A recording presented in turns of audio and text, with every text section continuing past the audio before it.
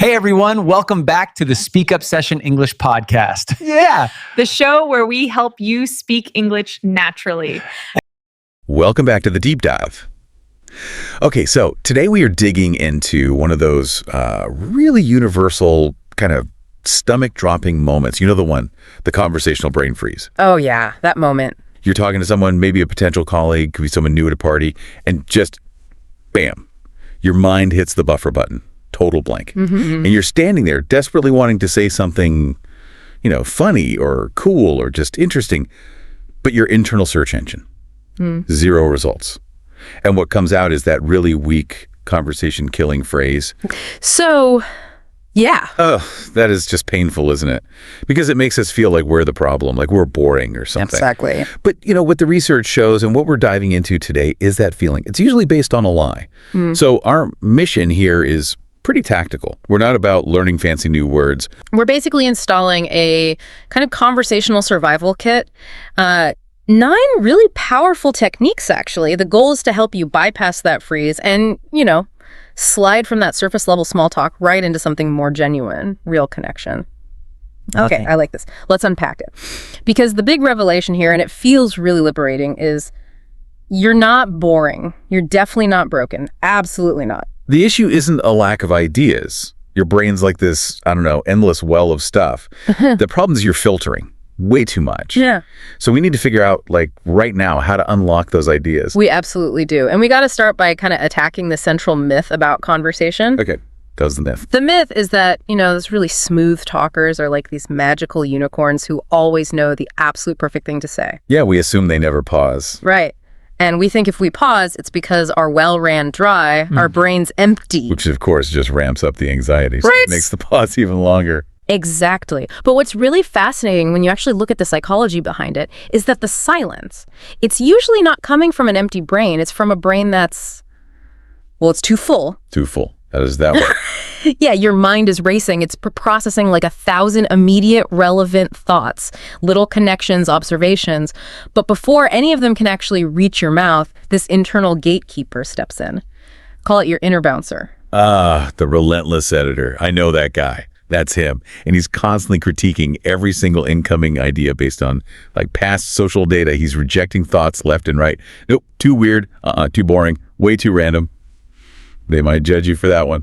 Wow. It's basically a defense mechanism, Right. Rooted in this deep fear of social rejection or just awkwardness. It thinks it's keeping you safe. But in reality, it's just deleting maybe 5 perfectly good, perfectly human ideas, leaving you with nothing.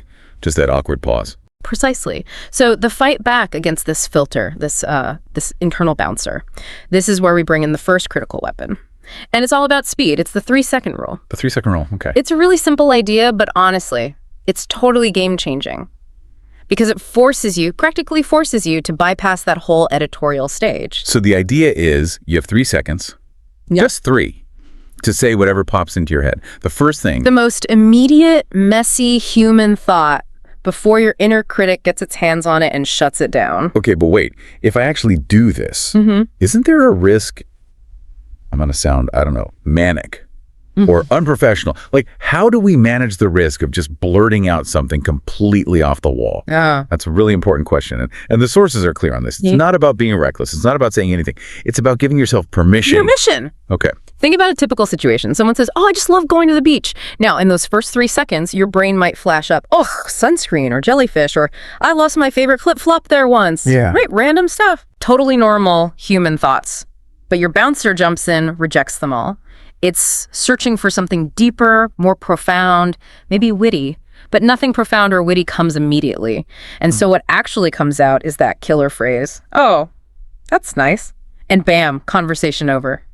Dead in the water. The 3-second rule says you choose the flip-flop thought or the sunscreen thought. It doesn't have to be poetry, right? It just has to be connected, reasonably honest, and fast. So the philosophy is kind of speak messy, speak human. Exactly. You have to trust that the connection you make with that immediate, maybe slightly imperfect thought is actually way better than the perfection of a thought that arrives too late or never arrives at all. It's like you don't filter like that around your absolute best friends, do you? You trust them. You got it. We're just working on allowing ourselves that same freedom with, everyone else. I really like that reframing. Okay, so step 1. Speak before we filter. Use the 3-second rule. Even the quickest speakers, sometimes you just hit a wall. The 3 seconds run out, the mind goes totally blank. What's the next tactic? The shift in perspective. Right, so when the mind does go blank, you need to switch modes, like immediately. You shift out of talk mode where you're all caught up in performing and sounding smart. Yeah, the pressure's on you. Exactly. You shift into detective mode, and this pivot is crucial. You stop worrying so much about how you sound, and you start focusing entirely on connecting with them, learning about them.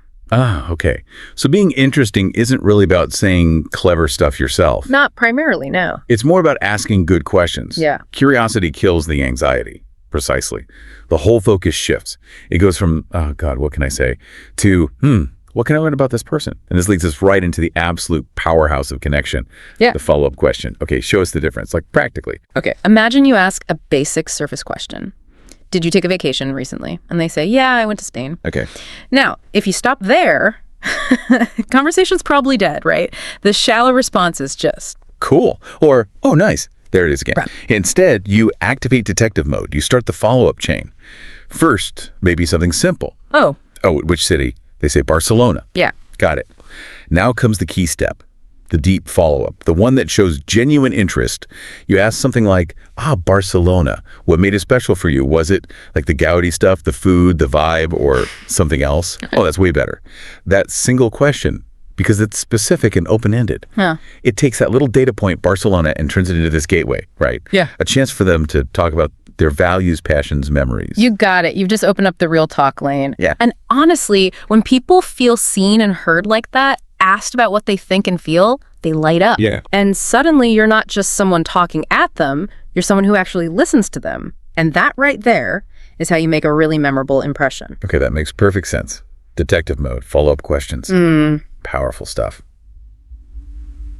Now, let's talk safety nets. Because even the best detective, sometimes forgets their notepad. Yeah. Mm-hmm.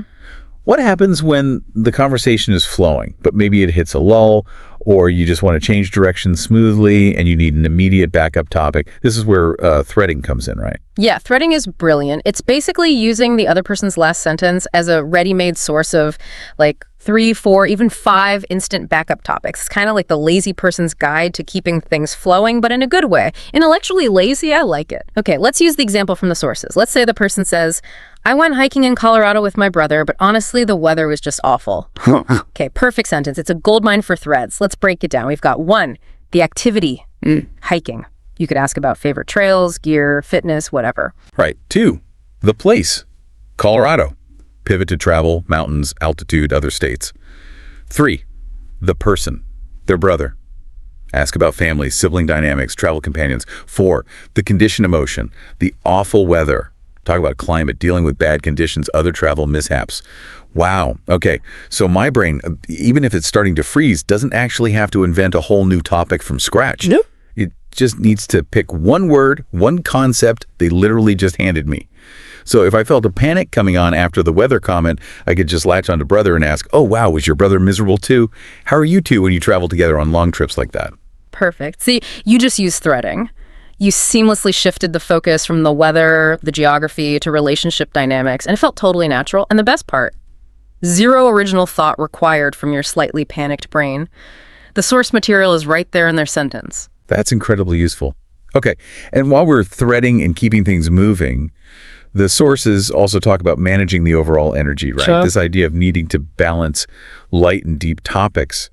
Yeah, this is all about the rhythm of the conversation. Think about it. If you keep everything super light, just surface level small talk forever, it's kind of boring, right? Forgettable. But if you go too deep, too fast, you jump from talking about the weather straight into, existential dread. Chuckles. Yeah, probably going to scare some people off. You might. So it's like mixing music, like the sources say. You need the slow, meaningful songs and the upbeat dance tracks to make a great playlist. The mixtape analogy, I like. Exactly. So you start light, build a little trust, maybe dip into a slightly deeper topic using detective mode, or perhaps sharing a small personal detail yourself, maybe just for a minute or 2. And then? Then you bounce back. Bounce back to something fun, lighthearted, keep the energy flowing, prevent conversational fatigue. You're basically controlling the dial, managing the mood. Got it. Okay, now for the real red alert moments. The brain has completely frozen. You can't thread because you can't even remember the last thing they said. You're just staring blankly. We need the emergency fixes, the emergency stopgap, right? These are your break glass in case of emergency techniques. They buy you time, let you reboot the system. First one, the environment scan. Oh, I think I use this one without even realizing it sometimes. It's super common because it works. It's the ultimate, distraction maneuver. You just comment on your immediate shared surroundings. The key, though, is to make the comment slightly specific, not just, nice room. Right, not generic. Try something like, wow, I love the artwork on that wall over there. That deep blue color really pulls your eye in, doesn't it? Or this cafe plays great music, kind of reminds me of. And instantly you've created this little shared reality bubble. It breaks the awkward silence, and crucially, it buys you precious seconds to maybe remember what you were talking about 5 minutes ago. Yeah. Exactly. And the second immediate fix is the callback. This is where you deliberately return to something they mentioned earlier in the conversation. Maybe something from before things got too deep or before you froze. Okay, give me an example.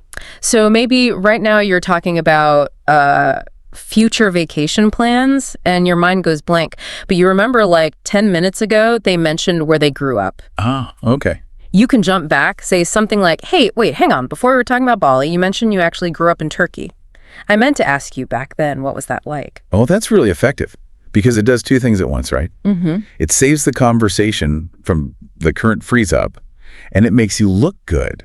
It proves you were actually listening closely earlier on. Makes you look attentive, not panicked. Totally. It's a double win. Saves the moment and builds connection. Okay, these are really powerful reactive strategies, things to do when you're already stuck. But let's shift to being proactive, preparedness. How do we try and prevent the freeze from even happening in the first place? This brings us to the conversation emergency kit. Yes. This is something practical, actionable that you can do. Like today, it's about preloading your mental inventory. Just having 5 to 7 easy go-to questions ready to deploy. And the key is they need to be pretty universal, right? Absolutely. They need to be non-threatening, definitely open-ended, and they should work with pretty much anyone, a total stranger, a colleague you kind of know, even that distant relative at the family gathering. And the sources gave some great examples that are just universally effective. We should share those. Definitely. You can start with really low stakes but high yield questions. Things like, so what's been keeping you busy lately? Or maybe, what's something you're genuinely excited about right now? Those are good because they invite positivity, right? Make people reflect a bit. Exactly. And then for the lighter part, that mixtape we talked about, some fun hypotheticals are great connectors too. Like what? Things that bypass the usual small talk routine. Like, okay, fun question. If you could teleport anywhere in the world for just 24 hours, where would you go? Oh, I like that Or word. even, what's the last thing you read or maybe watched that just truly blew your mind? If you have a few of these in your back pocket ready to go, you never have to do that panicked mental search for an opener or a topic changer. It removes a huge layer of anxiety just knowing you have them. Okay? And now, the final strategy. The one that kind of elevates everything else we've discussed. The piece that turns all this technique from feeling maybe a bit mechanical into genuine human bonding. And that's, Make it personal. yes, this is the glue. Use all these other tools, 3-second rule, detective mode, threading your emergency kit to keep the conversation engine running smoothly. But to really shift gears from just small talk into real talk, you have to add one small, honest detail about yourself. You need to share a little connection, maybe a tiny vulnerability. So it's about lowering your own shield just a tiny bit. Yeah, right. It's that difference between appropriate vulnerability and just oversharing. Precisely. That's a critical distinction. Yeah. Oversharing is, trauma dumping on someone you just met. That's not it. Appropriate vulnerability is sharing just a small, honest emotion or a relevant connection. So instead of just saying, yeah, I like that new TV show. Right. Level it up slightly. Make it personal. Say something like, yeah, I liked it too. It actually kind of reminded me of my sister. We used to fight just like those characters when we were kids. Okay. That little detail, the sister connection, that's the bridge. It introduces a bit of emotional context, maybe invites them to share something similar. It shows you're willing to actually show up as a real person. That's the game changer. Because most people, most of the time, are operating behind their own filters and shields. The second you drop yours, even just slightly, with something relevant and honest, the other person often feels permission to drop theirs too. And that's where the real trust starts to build, the real momentum. Exactly. That's where connection happens. Okay, and finally, because even the best conversations have to end eventually, and not all of them can last forever, we need a graceful exit. Because ending a great chat badly can kind of ruin the whole vibe, can't it? Absolutely. You need a smooth landing. We use the simple 3-step approach for this. Step 1, always end on a positive note. Make sure they feel valued. Just a simple, hey, I really enjoyed this conversation. Okay. Step 1, positive note. Give a brief, non-defensive reason for leaving. Keep it simple. I've actually got to run to another thing before the day wraps up. No need for elaborate excuses. Got it. Brief reason. And step 3. If possible, create a future bridge. Don't just vanish. If it feels natural, establish a tiny action item. So be like, hey, could you send me that link to the article we were talking about? I'd love to check out it. Nice. It closes the loop, honors the connection. And it creates this subtle possibility for future interaction, right? Yeah. It total removes that awkward, okay, well, bye then. Moment. Much smoother. Definitely smoother. Okay, so this deep dive, it feels like it's given us a really practical toolkit. We've got the 3-second rule to beat the filter, detective mode to drive connection, threading and callbacks as safety nets, the emergency kit for prep. So what does this all really mean for you listening right now? Well, I think it means that crippling anxiety, the one that comes from feeling like you have to have the perfect, polished, filtered words all the time, it's entirely self-imposed. You really don't have to be perfect. Yeah. You just have to show up, be reasonably honest, be curious about the other person. And you know what? Even if you do freeze for a second, a little smile and an honest, whoops, my brain just glitched there for a second, is actually far more engaging, far more human than trying to force out some overly filtered, perfect response that doesn't land. The pressure's off. You've got the tools now. So here's the final, maybe provocative thought for you to chew on this week as you start playing with these techniques. What if? What if you truly gave yourself permission to stop filtering so hard? What if you started speaking with everyone, your new boss, that parent at school pickup, the stranger next to you on the train, the same way you speak when you're relaxed and comfortable with your absolute best friends? That radical permission. That's where genuine conversational confidence and real lasting connection truly begins.